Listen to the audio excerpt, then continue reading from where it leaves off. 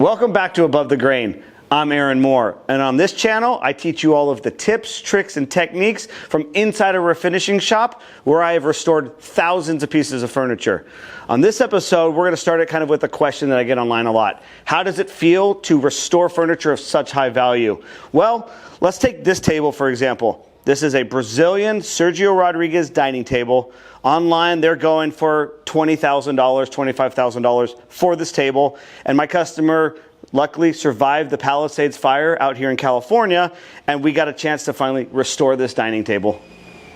So this table is just coming in for a light restoration, not doing a full refinish. The base itself looks pretty good. You're going to see some stuff there. There is some loose joints, but the top, we think it was refinished maybe 10 years ago. She doesn't remember. And they used some sort of urethane or a varnish, and it's just delaminating. It's cracking. Some of the finish, like I said, is maybe the wood is shrunk a little bit and it has no flexibility, and there's a lot of cracks and just some years of abuse. It's been used. It's a really nice dining table. Now we're going to get this disassembled. We're going to take the top, get it over to the stripping pile, get it back down to the raw rosewood, and then we can clamp up the frame, get that glued back up structurally, and then we'll get both of these pieces down the line and down into, get into the production of stripping, sanding, finishing, and get it back to the customer. So let's dive in.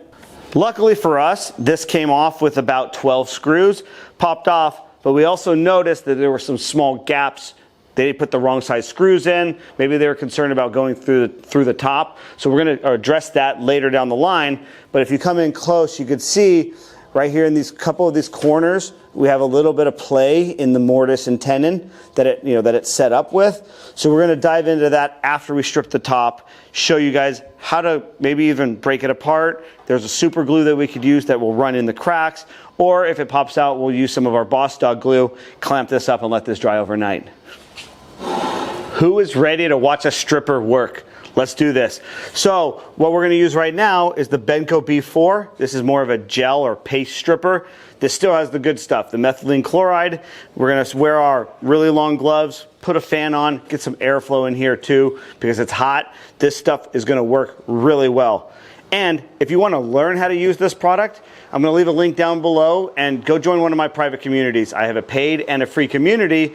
Join them. We show you videos that are not here on YouTube on how to use this product, where to buy it, discount codes, all of the above. Okay, let's see. This little 5-gallon bucket is heavy. It's a large table too. This is going to use quite a bit of the stripper. Put the lid on it.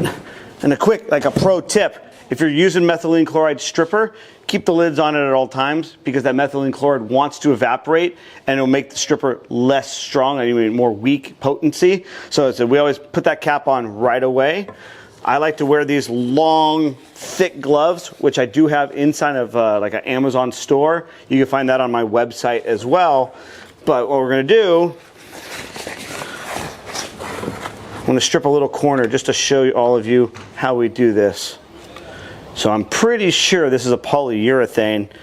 So we're going to get a little bit of a show, is my guess, that this is where you get a lot of the crinkling going on. So with this stripper, it works really quick. Because it's about 85 degrees here today in California, this is reacting very quick. It's only been on here about 3 minutes or so, I would say. And you can see it's taking that finish right off. Look at this thing. And you want to work slow. You don't want to dig into it with the the knife. But you can see there's your lacquer right there. In just a matter of minutes, this section is just about done. I think it's going to need one more light coat with a little bit of steel wool. So now you can see this is the second pass, and a lot of this has started to bubble up. So I'm saying there was a thick coat of finish on here, and I knew that this would be at least a 2-coater. This may even be a 3-coater.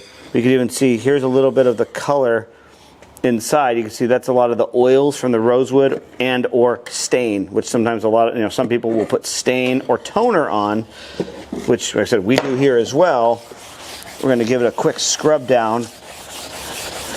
And then you can kind of see we are now basically at that raw wood again. So like I said, 2 passes, it's ready to go. This little section, is taking a few minutes. And I notice right here, there's a small little piece of loose veneer. So we're working very carefully around this. So now we got this base and these little stainless steel chrome pieces, whatever, I think it's chrome, are just covering a few screws. And what we're going to do is loosen these up first, so it has a little bit of room to play with when we tap out the tops. Let's see, I don't remember if these are wood screws or threaded. They're threaded, so there's actually like a T-nut on the back side of the opposing covers. So that's, I had forgot if they're wood screws or machine screws, but I'm just going to leave them there so we have a little bit of room to play with, because as you see, I have my mallet ready. We're going to come up here and these sections were loose. Check that out. That's why that's why it's here right at its point. It popped right out. We're going to just tap it out, get a little bit of glue up in these joints. That one's almost out.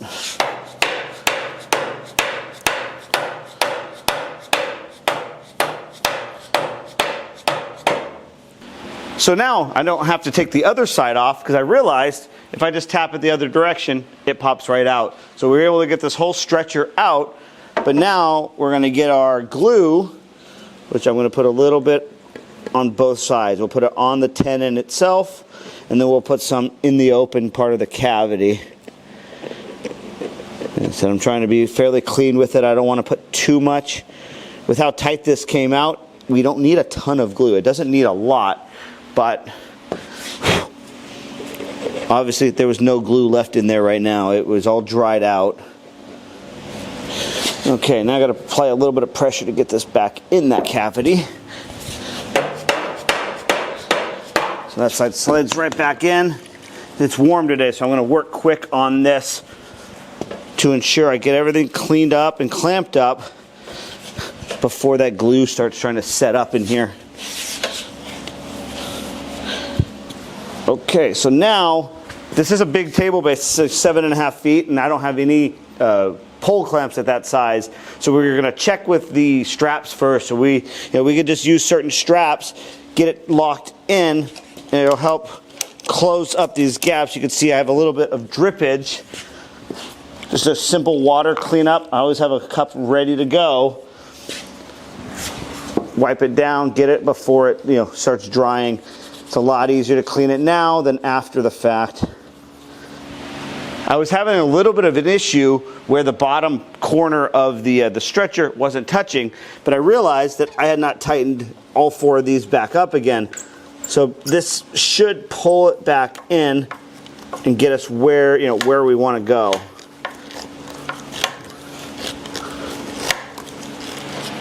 So as you can see behind me, the table base is all glued up. We're going to let that dry overnight. And you can see now the tabletop has been stripped. I've gone around it. There was a lot of loose veneer around the perimeter.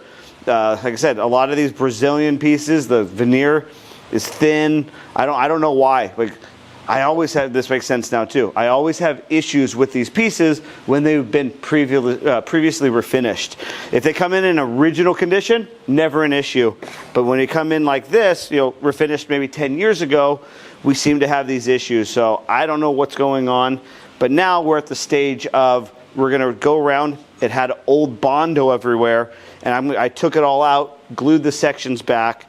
Now I'm mixing up some of the Mohawk epoxy filler, and I'm going to work my way around some of these large areas that were broken and start putting into place.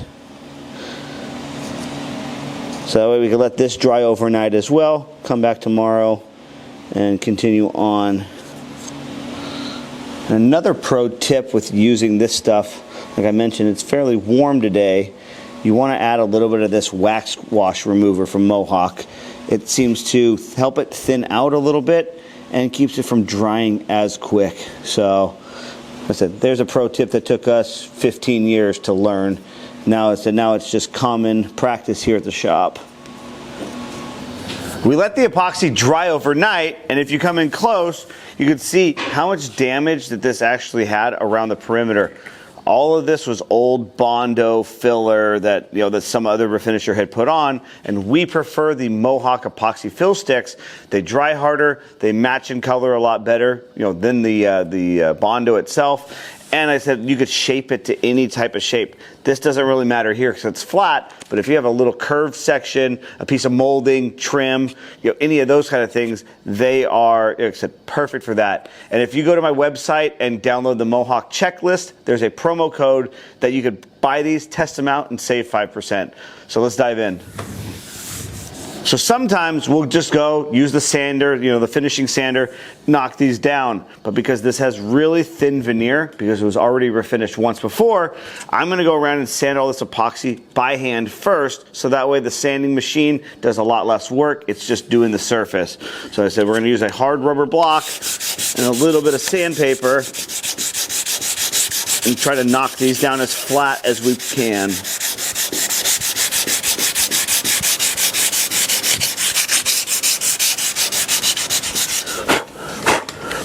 All right, so if you kind of come in, now you can see where all the damage was, around this perimeter. But we noticed right here, there's still a low spot. We probably just missed the epoxy. So what we're gonna have to do, we're gonna go around the entire frame, sand it all down, check it to see if we need any more, of the epoxy placed in, some of these small sections. Found another one right next to it as well. So we'll get this sanded, and then so my assumption is that we're gonna have to do some steaming with the iron. So if you don't know that trick, stay tuned.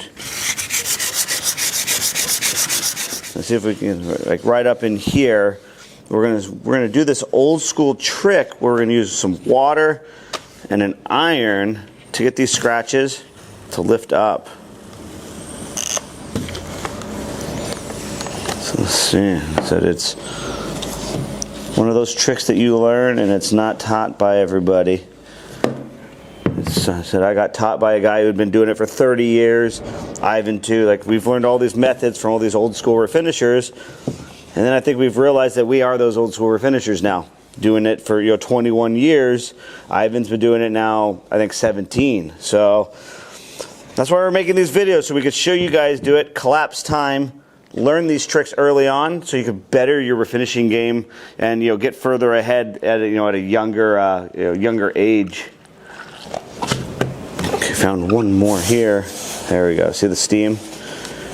And I don't really mean age as in the, how old you are. It's more about like the age of experience, how many years. I get a lot of people in their 40s, 50s, 60s saying they want to learn how to do this either as a hobby or as a career. And I said, learning these kind of methods and these tricks can definitely collapse time. And just say you're 50 years old, you can learn a lot of these tricks in the next 6 to 12 months instead of the next 6 to 12 years. And I said, you can go through all of these learning curves that we had to go through here. A little bit noisy, but what we do now, we're going to let that top dry, let the epoxy dry too. We had to put a little bit more in a few sections. Now it's time to pop off these clamps to get the to check, like I said, how these joints went back up overnight. Beautiful. So we're going to get these off. And you notice that I put these little pieces of wood on there as well. I put those right where the metal straps were, so that way when we ratcheted it down, it didn't damage any of the wood, because this part isn't getting the full restoration. It's just getting cleaned up, repaired, and tinted to match the new tabletop. So after a few hours, we've got this now sanded, prepped, and ready to go in the spray booth for a coat of sealer. But if you come in close now, you can see there's no scratch marks on the surface. The finish, we finished sanded it, got it almost like we call it polished up. The grain sticks out. It is glass smooth. Now you could really see the damage that was on there from the previous refinisher. It is now the epoxy, and so we're going to get it in the spray booth. We're actually going to flip this thing over first because we had some issues on the bottom with a dried veneer. Whoever refinished it may have stripped the bottom but never coated it. So that veneer for us, it took us about 8 hours of labor to just glue down all of the remnants of this veneer, which we cannot replace. This is a Brazilian rosewood. We can't buy this anymore. It's been outlawed. So we're going to say what we're going to do now, flip it over, get it in the spray booth and throw a few coats of sealer on to lock all of those repairs in. Let's get going. It's really important with the rosewood, before you, for number one, you don't stain rosewood. We were taught to do that, at the first shop that I started at. What you do first, clean it with acetone. Do a quick wipe down, because the oils in the rosewood can cause you adhesion issues, reaction issues. I've seen it with old rosewood on these old Steinway square grand pianos, that we saw that all the time, when I was being trained. But with the, like I said, it's just practice now that we do with all mid-century modern pieces. Anything rosewood gets hit with this, a little bit of this acetone. It helps clean the surface. Makes it nice, and like I said, I call it like a virgin surface. There's nothing else on it. Immediately we're going to throw on the sealer and let that dry, so it has no time for any of that oil to come up to the surface to cause adhesion issues. All right, now we are locked and loaded. We have sealer in the gun. The tabletop is clean, ready to go. Very important, just put your spray mask on. Turn the spray booth on and let's get going.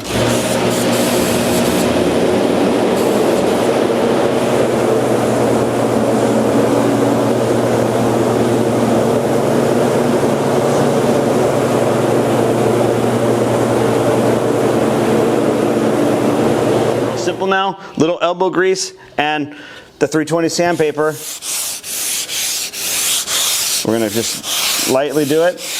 In this, you can go circles, because you're using the 320. It's not going to hurt anything. 320 is not going to cause lines, cross marks, any of those things. If you were to do this on raw wood, then you may have a situation on your hands. But if you come in close, as you can see, I'm not letting the sanding block go over the edge. I'm keeping it on the inside. And let me explain something. So when you're sanding it, every time you go past it, just with gravity, weight, or just pressure, you may slightly bend it over the edge and pull it back, and you may start rubbing through this edge when doing the sanding. So we always get close to the edge, but we try to never cross that edge. All right, once the dust is settled, we basically get the rag, put a good amount, and this depends on what you're working on. You could be using a little bit for a small chair. When you have a large section like this, it's going to go, dry up fairly quick. But you can see it then takes off all of that surface dust, kind of gets any of that white from out of the pores. A lot of my customers call this stuff the magic sauce. We use it for a lot of different things, but this is, like I said, one of my favorites. So I kind of work it on the palette, try to get off any of the excess, maybe do a little tap on my rag, but then just come in here, and this brush is actually a little big for these couple touch-ups. You can see it's still on the lighter end. We're in this lighter family because that's where we want to start with. And then we could always go back another coat and add a second coat of a medium tone, and then we can get into that dark grain as well. Once we get that first layer on, come back, lacquer thinner, clean the brush. You could ruin these. These sometimes can run anywhere from $30 to $50, so you really want to take care of these good brushes. And I recommend buy the good brushes. Do not buy things from craft stores, hobby stores. They will not hold up unless you're spending major money with those brushes. But on average, those might be little $3 to $5 brushes. Just spend the good money on artist's brush for this part of the process. Now that I let that dry for just a minute, I've got a new brush, a little bit thinner, and now I need to make a little darker of a color. I have a brown tone. I believe this is just an extra dark walnut. And then I think this other one's like something called Cordovian mahogany. It's a little purple. So it's just adding a little bit of darkness to it. Then we'll go back and add a touch of this red. Same thing, we're gonna get in close, clean off this excess so we're not trying to now paint the whole thing. You see it was still a little bit wet. So you see now we're starting to add a little texture to it. And you can already see when you're working your way in, we're pretty close on this one. And this one here, once we add the darker black brown tone, we're gonna go away 100%. So I said now repairs like this can take 2 passes, 3 passes. It is very unlikely you're going to get this done in 1 attempt. Not happening. It doesn't even happen for us. So take your time, be patient, just trust this process, and like I said, the repairs will go as smoothly as possible. We've already sprayed the finals on the top of this table, but now it's time for reassembly. And the question is here, how thick is this plywood that's sitting underneath this lip? And that's what we don't know, and we want to make sure we double check that before throwing screws in, because now we've already spent 20 hours worth of labor, and just what we would need is to put a screw right through the top, poke through, and make us start all over again. So how I do this, real simple. I'll put a little piece of tape right here on the side. I'll grab my adjustable square, bring it down to the level of the tabletop, so then I can reverse this. You can get a pen, pencil, whatever you want. I'm just going to use a small pen here, and I'm just going to make a small mark. Now we know that that's right where the top of the plywood starts. Then we can kind of go in reverse, put this on the opposing side. Because of the roundness, it's very hard to get the exact height of it. It's got that big curve here. But what we're seeing is, let me see, about 3/4 of an inch. So just standard 3/4 inch plywood, which is what we need to know to transfer over to the table base. We'll check all the screws and make sure that we don't have to replace them. Make sure none of them are too long. Some of them may be too short. We'll go through that right now. So this is something that I noticed when we disassembled. There were 2 different types of screws coming out. One may be original, one may have been a replacement, but as you can see, they're slight different length. This one here is about 1/8 of an inch longer than this one. So what we do, 3/4 inch piece of wood. You could use plywood, you could do solid wood. I'm going to set this down as if this is the tabletop, and then I'm going to go around and check each hole. And if you kind of come in close, you can see from there that when we screw it in, we should still be almost 1/4 of an inch underneath the level of the surface, which is what we want. So I said, and that was the longer screw. Put the shorter one in, we still have, we can put it right next to it, we still have over 1/4 of an inch of space. So like I said, maybe this one here, we'll snip off just a little tip, just to shorten it by 1/16 of an inch, make sure that it doesn't push any of the plywood, the substrate up. We've seen that happen from time to time. So all things we need to do to make sure that this goes back together perfectly and not making us start over from scratch. I don't want to have to do that. Now I'm just working my way around. I put the first 4 screws in, all 4 corners, to make sure that this sits flat. I was just telling Ivan, because he wasn't there on the pickup, that when I unscrewed this at the customer's home, some of these corners were raised up 1/4 of an inch. Like somebody just threw screws in, and where they stopped is where they stopped screwing them in. They probably didn't know the depth of the hole, so they were just doing it out of precaution. Now we know that these screws are strong enough, short enough that they're not going to poke through. The longer ones, we ended up, like I said, you can see the cutting tool. We chopped the little tip off of those. And now we're making our way around. Obviously, all by hand. I don't like to use power tools in this situation. More power is not always necessary, especially when it comes to fine furniture. Like every restoration, it's not done until you clean any of the hardware. These are just it's a little bit beat up of a chrome. It's an older table, but I'm just taking a little bit of my steel wool, kind of polishing it up a little bit. You kind of put it side by side. You can see this one here doesn't have as much of the luster as this one. It just cleans a little bit of that surface dust off. Before we get any further, make sure to go down below, hit the like button, and subscribe. It'll really help me with this channel, grow the outreach, and then get more people to see us restore really nice furniture. But the next thing we're going to do, we finish cleaning all these up, and without dropping them on the floor, because they're a little small and a little slick, I'm just going to put a small drip of glue.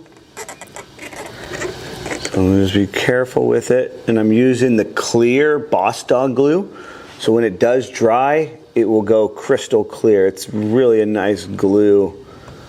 So as I put just a little bit in, these do hold into place nicely, but it came out with glue, so I want to put it back in with glue. So I said it actually takes a little bit of a mallet to do that. Once this dries overnight, it'll be ready to go, show the customer tomorrow, get it delivered.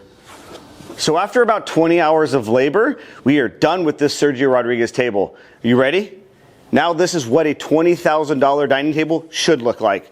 We have a good coat of lacquer on top. All the repairs have been done. As you saw, we glued up the base. Structurally, this table is solid now. It was a little kind of wonky, a little shaky at times.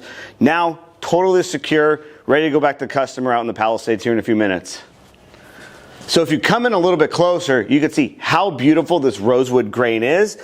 And sadly, you can't get this veneer anymore. This has been outlawed. I think it was in the early 90s. They made this illegal to make new furniture out of. And kind of funny story, this customer, at the same time that we picked it up, there are already 4 doors for a credenza, has the same veneer as this. She found a builder who had vintage plywood of the same rosewood in a backstock in their shop, and they built this credenza out of the same wood maybe only 10 or 15 years ago. So we're really grateful to get a chance to work on a table like this. It is the first Sergio Rodriguez dining table that we have done. I've seen chairs, desks, things along that nature for one of my art galleries, but this is the first dining table, and I said it is 8 feet long. I don't know if you could tell that in the camera, but it's a solid 8-foot dining table. So I said it barely fits in my truck for this delivery, so it's a big one. So if you're still here in the video, leave me a comment down below. What do you think of this restoration? Would you pay $20,000 for a dining table like this? Let me know. We'll see you guys in the next video.